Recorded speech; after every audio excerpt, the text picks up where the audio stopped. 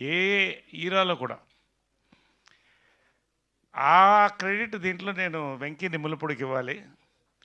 ఇద్దరు నా favourite young directors, Venky Atluri, Venky Kudumula. మూడో Venky is going to become a big director after this film. నేను చెప్తున్నాను, ఇప్పుడు రాసుకోండి. ఈ సినిమా రాలేదండి, ఈ రామ్ కామ్ ఇంతవరకు రాలేదు, మళ్ళీ కూడా రాదు. ఎందుకంటే తీలేరు మళ్ళీ దీన్ని.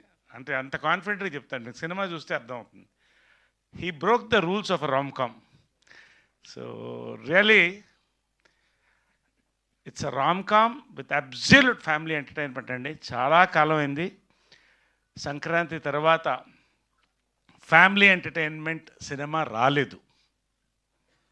ఇది వస్తోంది సుందరాకాండ 27th వినాయక చవితికి వస్తుంది. It is a rom-com and a film family entertainment with 100% assurance. నేను 100% ఇది ప్రమోషన్ కోసం చెప్పట్లేదు. ఇందాక వాసుకి చెప్పినట్టు ఫ్రమ్ ది స్టార్ట్ నేరేషన్ విన్న దగ్గర నుంచి, షూట్ దగ్గర నుంచి ఇప్పటివరకు కూడా అందరూ ఒక ఫ్యామిలీగా ట్రావెల్ అవుతున్నామండి. ఈ రోల్కి పర్టికులర్గా నేను చెప్తున్నాను,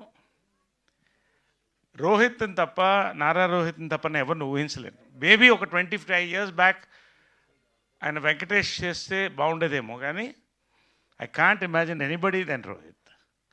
and also is the back bone.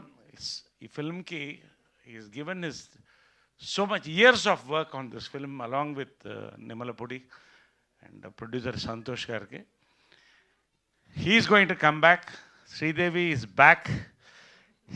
And already Rohit is back and he's going to rock. Guru,